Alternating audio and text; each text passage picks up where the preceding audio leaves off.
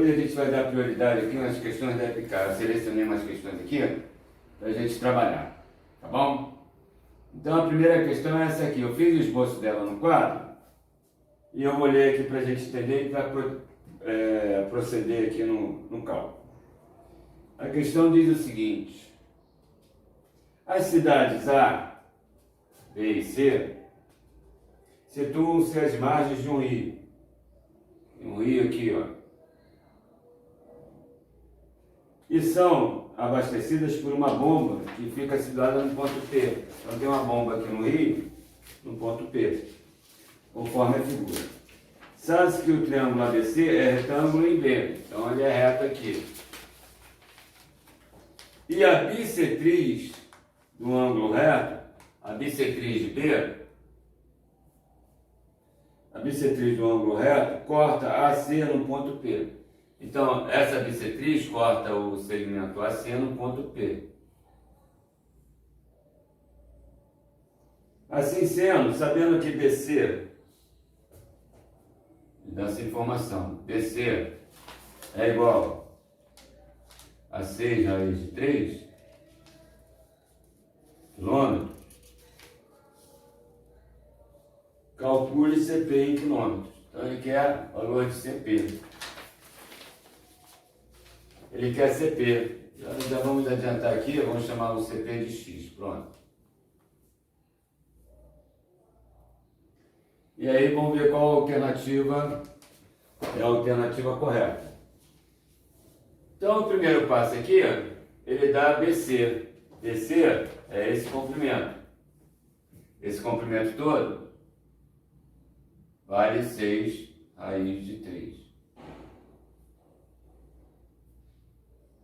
Bom, primeira coisa, a gente percebe logo de cara duas coisas. Que aqui, como eu quero achar segmento, tem a bissetriz, a gente vai usar o famoso teorema da bissetriz interna, né? Esse lado está para esse, assim como esse lado está para esse. Então, para achar aqui o valor procurado, eu preciso desse segmento e desse segmento. Primeira coisa. A segunda coisa é que é um triângulo esquadro. Triângulo esquadro é o triângulo 30, 90, 60. Então aqui é 60. Esse triângulo, se a gente tem a hipotenusa dele, a gente acha os outros lados facilmente. Então eu vou fazer o seguinte: ao invés de chamar aqui de X, eu vou trabalhar com a hipotenusa sendo X. E aí fica fácil, ó. A hipotenusa é x, o lado oposto é 30 é metade, é x sobre 2, e o outro lado é a metade, x sobre 2, raiz de 3. Então, conclusão, x sobre 2 raiz de 3 é igual a 6 raiz de 3. Então, a gente acha o x aqui. X sobre 2 raiz de 3 é igual a 6 raiz de 3. Isso, simplificando, a gente encontra o x. O x vale 12. Então a nossa hipotenusa é 12. O outro lado aqui é metade, é 6. 12, 6, 6 raiz de 3. Bom, primeiro passo. Agora o pedaço que eu quero é CP. Eu vou chamar CP de Y. Mas eu tenho que aqui o comprimento AC é 12. Então o comprimento AP vai ser o total 12 menos PC, vai ser 12 menos Y. Então esse segmento aqui, ele vale 12 menos Y. E esse segmento aqui vale Y. Então a gente já pode aplicar o teorema. Teorema da bissetriz interna. Aplicando o teorema, vai ficar o seguinte: pelo teorema da bissetriz interna, esse segmento está para esse lado, assim como esse outro segmento está para esse outro lado. O que a gente quer é o Y. Então fica assim, ó: Y está para 6 raiz de 3, assim como 12 menos Y está para 6.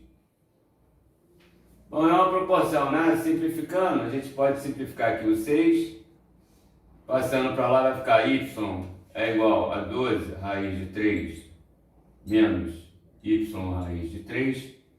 Juntando aqui os y já pondo em evidência, né, o y em evidência vai sobrar 1 mais raiz de 3 igual a 12 raiz de 3. Então, para finalizar, o nosso y, 12 raiz de 3 dividido por 1 mais raiz de 3. Não pode deixar assim, a gente tem que racionalizar. Multiplica pelo conjugado, cima e baixo. E aí a gente chega a um resultado. 12 raiz de 3, 12 raiz de 3, menos 12 raiz de 3 vezes raiz de 3 vai dar 12 vezes 3. Vou deixar representado. Sobre, aqui é um produto lotável. Soma pela diferença. Quadrado do primeiro, menos o quadrado do segundo. E aí a gente chega a um resultado. Se a gente coloca o 12 em evidência, fica 12 em evidência, sobra raiz de 3 menos 3 sobre menos 2. Multiplicando em cima e embaixo por menos 1, 12 por 2 dá 6. E aqui eu vou inverter para trocar o sinal. Então aqui é 3 menos raiz de 3. E aí a gente encontra o y. E quem é o y? O y é exatamente o que ele pede, é o comprimento CP. O segmento CP é o y. Então, CP é y. E y é igual a 6 que multiplica 3 menos raiz de 3. E aí a gente chega ao gabarito. Gabaritando mais uma questão da IPK. Então, printa. Isso aí vai dar letra... Letra B de bola. Show de bola. Mais uma questão da IPK. Soltei. Aí aqui temos uma segunda questão, também bacaninha, bem interessante essa questão. Aqui ele diz o seguinte. Ele dá um círculo de centro O, tem 2 pontos na circunferência, ponto A e o B. Ele liga aqui, diz que o ângulo O é de 60 graus. Aqui tem um círculo inscrito, tangenciando o círculo maior e os segmentos A e OB. Ele dá o raio desse círculo menor, que é 5, e diz que informa que a área rachurada é A sobre B e pede para a gente calcular A menos B. Então, a gente tem que achar a área rachurada, certo? E aí vamos proceder então. Olha só, vamos lá. Primeira coisa que a gente percebe aqui é que o raio ele é sempre perpendicular ao ponto de tangência. Então, se eu traçar aqui,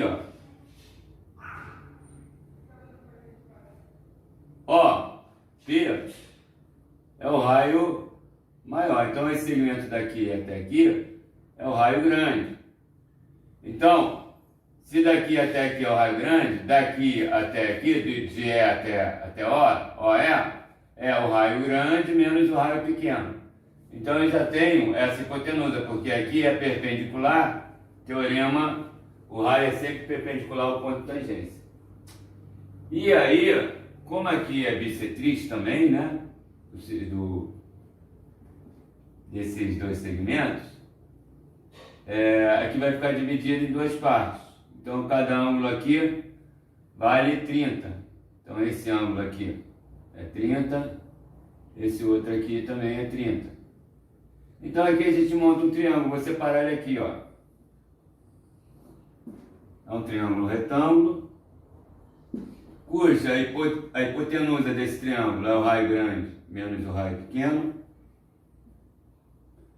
Esse comprimento aqui Eu não tenho, mas eu tenho que o ângulo aqui é 30 e esse ângulo aqui é 60. Então, mais uma vez, a gente se vê diante de um triângulo esquadro, né? Esse segmento aqui é o raio pequeno. Então, eu já tenho uma relação aqui, ó. No triângulo 30-60, no triângulo esquadro, o oposto, o lado oposto ao ângulo de 30 é metade da hipotenusa. Então, esse aqui é metade desse. Então, a gente já vai achar uma relação entre o raio grande e o raio pequeno. Então, eu vou proceder fazendo essa relação. Então, vai ficar assim, ó. O cateto oposto a 30 é metade da hipotenusa.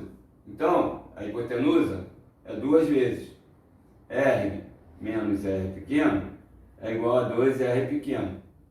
Só que o R pequeno ele deu. É 5. Então daqui eu vou achar uma relação. R grande é igual a 3R pequeno. Mais R pequeno é 5. Então o raio grande é 3 vezes 5. Dá 15. Bom, já tem o raio grande, já tem o raio pequeno. Agora eu vou proceder o cálculo da área. Como é que eu calculo esta área? Esta área daqui vai ser a área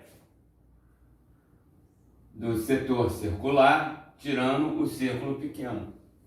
Então eu vou escrever isso. Vai ser a área do setor menos a área do círculo. Aí eu tenho a área total ou a área procurada. Então a área total vai ser a área do setor. Como é que a gente calcula a área do setor? É o ângulo central dividido por 360. O ângulo central é 60. 60 sobre 360 vezes a área do círculo, que é π vezes o raio grande, Rzão, que eu já tenho 15 ao quadrado, menos a área do círculo pequeno. A área de círculo é π vezes R ao quadrado. O raio pequeno a gente também tem, é 5. Então, aqui simplificando, a gente vai chegar a um resultado. 60 aqui, ó, dá 6, dá 1/6, né? Vai dar 1/6 de 15 ao quadrado, 225, e menos, aqui vai dar 25 π. Bom, fazendo essa conta aí, a gente tirando o MC, 6 vezes 25 dá 150, né? Então vai ficar 225 π, 225 π, menos 150 π sobre 6. Fazendo essa conta, 5 tirou nada, 5. 12 tira 5, 7. Mais o que? 12 tirou 5, 7, pegou emprestado, 1 tirou 1, nada. Então dá 75 π sobre 6, é a área total. Que simplificando por 3, a gente chega à seguinte relação. Por 3 dá 25 π, por 3 dá 2. Então a área total é isso. Ele diz que a área é A sobre B, faltou aqui o π, A sobre B, π, né? Então a área total é 25 sobre 2, e então o A é 25 e o B é 2. A gente conclui que A é 25 e que B é igual a 2. Bom, achado isso, a gente vai para os finalmente, né? Calcule A menos B. Quem é A menos B? A menos B é 25 tira 2. A menos B é igual a 23.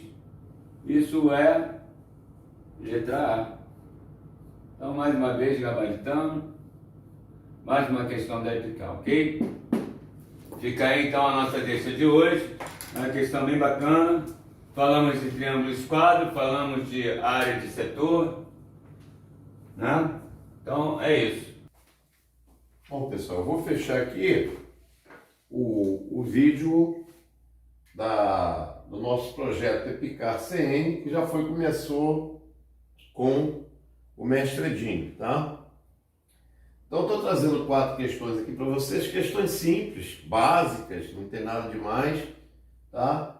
E eu vou omitir o enunciado, mas vou devagar, vai dar para entender tranquilo, eu vou explicando devagarinho, tá? Então, o primeiro problema é o seguinte: você tem um trapézio, onde a base menor vale 12, a base maior vale 16. E a altura, tudo isso foi dado, igual a 14, tá?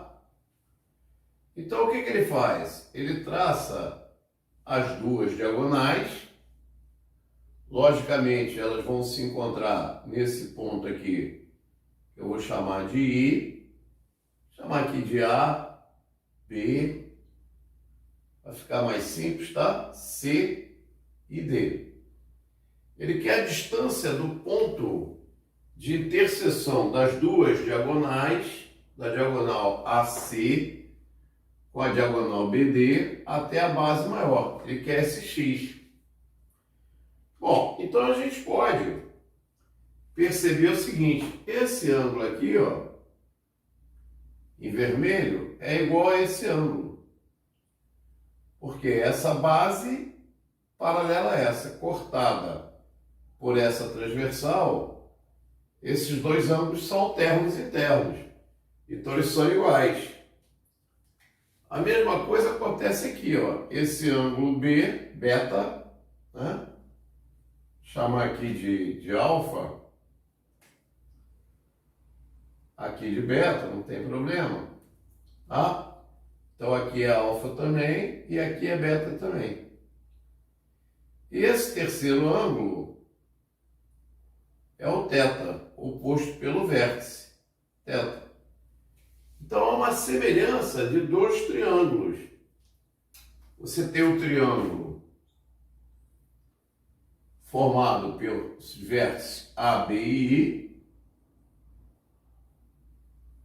Esse triângulo, ele é semelhante ao triângulo formado pelo C, I e o D. Os três ângulos de um são iguais aos três ângulos do outro.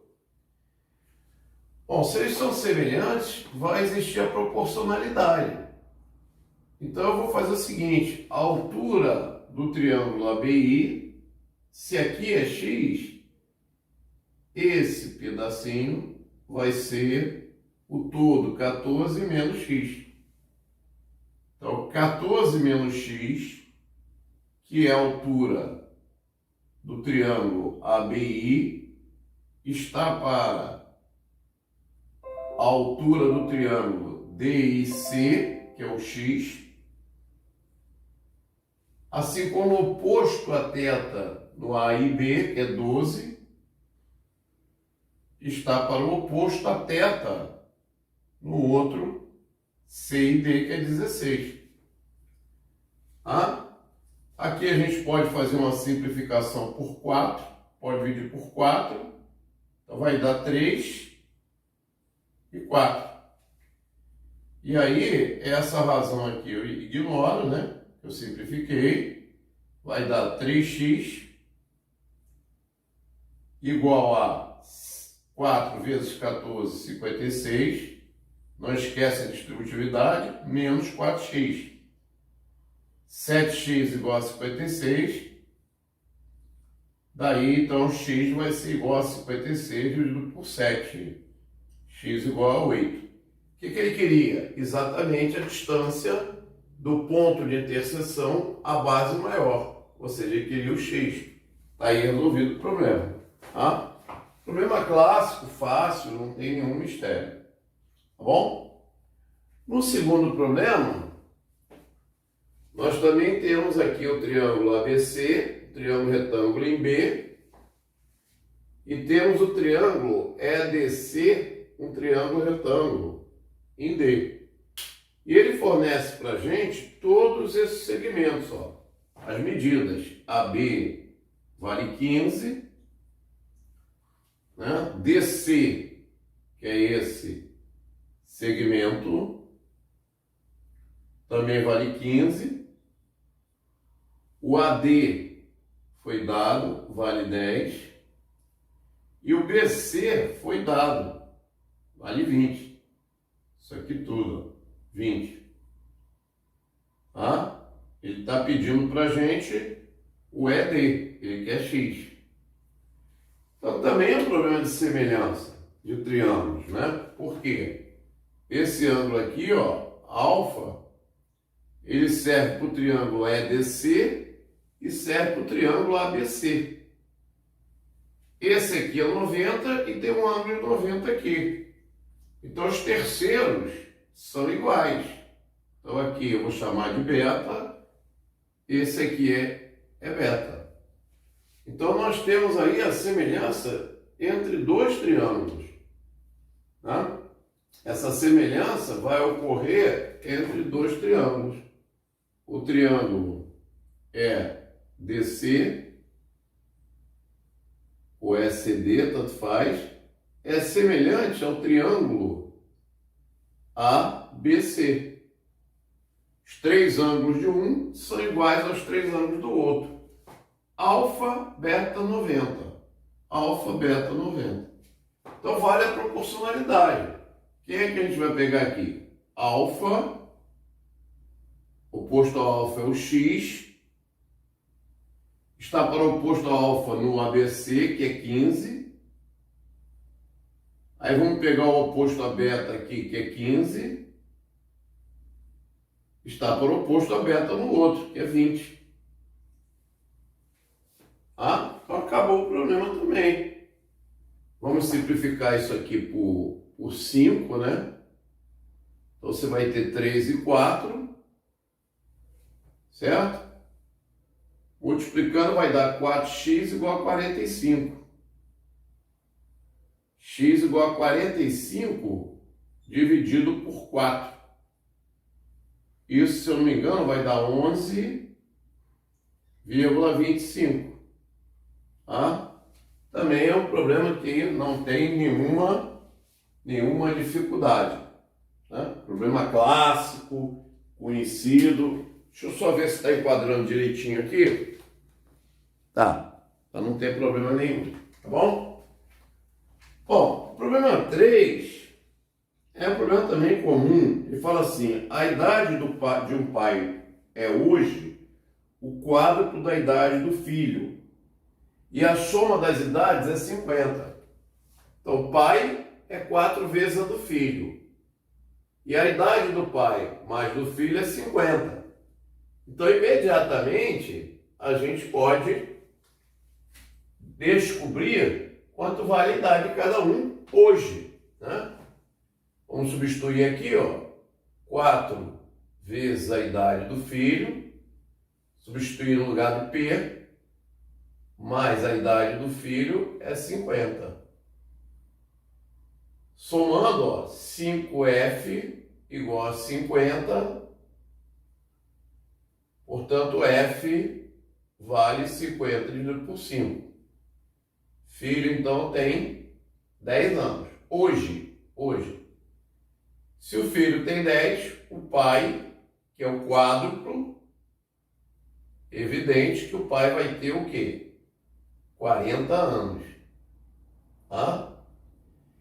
Muito bem. Seguindo, aí ele fala, para que a idade do pai seja igual ao dobro da idade do filho, o tempo decorrido deverá ser. Bom, digamos que tenham que se passar X anos. Olha, se ocorrerem X anos, se passarem X anos, esse pai terá 40 mais x. Porque a cada ano que passa, a idade do pai aumenta 1 ano e a do filho também aumenta 1 ano. Se passaram x anos, o pai terá 40 mais x, em compensação o filho também terá 10 mais x. E aí o que vai acontecer? A idade do pai será o dobro da idade do filho.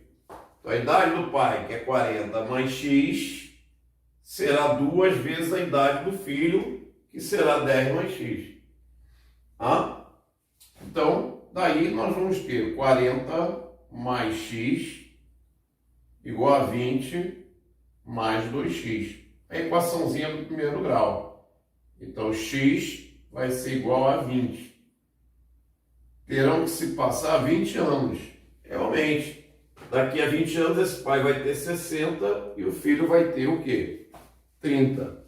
Problema comum, problema fácil. Bom, agora nós temos um problema de mistura. Também é um problema conhecido. Ele fala o seguinte: num vaso há 12 litros de vinho e 18 litros de água. No outro há 9 litros de vinho e 3 litros de água.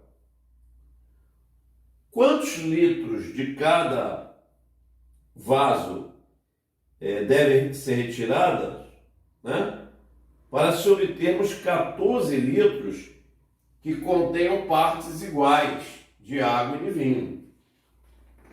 Ora, se você terá, vamos pensar aqui um pouquinho. Se você terá 14 litros e terá partes iguais de água e vinho, você vai ter 7 de vinho e 7 de água. Vou botar aqui H2O, tá? 7 de vinhos, 7 de água. Muito bem, então quanto é que você vai tirar? Digamos que eu tire X litros daqui e tire Y litros daqui. Logo, a primeira equação que eu devo montar é que o X mais Y, no final das contas, vão me dar o quê? 14 litros. Muito bem. Desses 14 litros, 7 litros serão de vinho e 7 litros serão de quê? De água. Bom, então vamos ver a proporção, de vinho, por exemplo, que eu tenho. No primeiro vaso, você tem 12 litros de vinho, num total de quanto? De 30 da mistura. Então a proporção aqui, simplificando por 6, é 2/5. O que quer dizer isso? Quando eu tiro 7 litros, eu estou tirando 2 de vinho e 5 de quem? Da mistura, A proporção de vinho para o total é de 2 para 5. Então, se eu tiro X litros, quanto eu estou tirando de vinho? 2/5 de X. Certo? Mas, a mesma coisa eu faço aqui, Qual é a proporção? São 9 de vinhos para quanto? Para 12 do total. Simplificando, dá 3 para 4.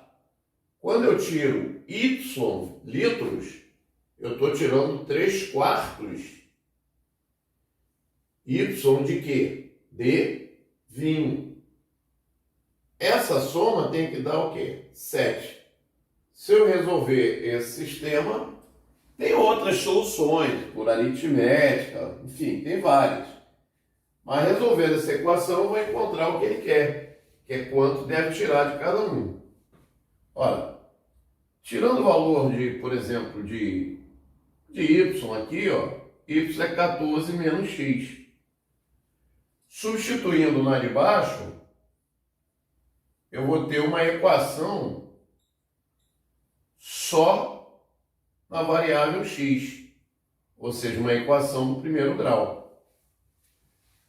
Ou eu tiro o mínimo ou multiplico todo mundo por 20. Multiplicando por 20 vai ficar 20 vezes 2, 40, dividido por 5, 8. 8x. Por 20 aqui vai dar 20 por 4 dá 5, dá 15. 15 vezes 14 vai dar, se eu não me engano, é 140, né? 15 vezes 10, 150. 150 mais 60, 210. Então, mais 210 menos 15x. Isso vai ser igual a 20 vezes 7, 140. São só continhas agora, né? Então, menos 7x é igual a menos 70, o que vai te fornecer x igual a 10. Você vai tirar 10 litros daqui. E aí o y é 14 menos x. 14 menos 10, dá 4. Vamos ver se está batendo direitinho? Vamos, ó. 10 mais 4, 14. Então, ao todo, você tirou 14. Quando você tira 10 litros daqui, dá 20 sobre 5, dá 4. Você está tirando 4 de vinho. Quando você tira 4 daqui, você está tirando, simplificando, dá 3 de vinho. 4 e 3, 7. Então, veio o total de 7 de vinho. Está perfeito o nosso problema, tá? Você tirou 14 litros e ficou com 7 de vinho e 7 de água. Se você tivesse optado, ao invés de fazer trabalhando com vinho, tivesse trabalhado com água, não teria problema, tá? Seria a mesma coisa. Só que seria 18 para 30 e 3 para 12. Mas daria a mesma coisa. Tá legal? Então, gente, um abraço. Até o próximo vídeo nosso.